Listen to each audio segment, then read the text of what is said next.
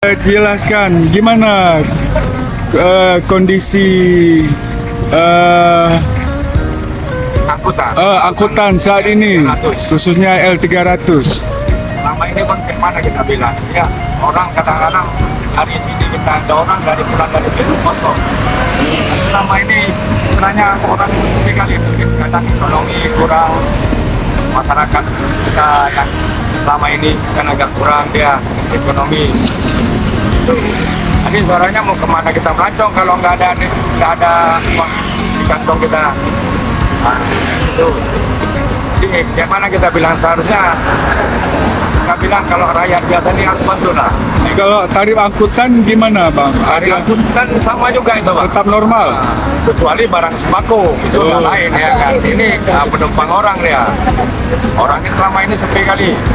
Nggak, kadang-kadang 30.000 gaji. Dari Birun ke Banda Aceh 30.000 gaji.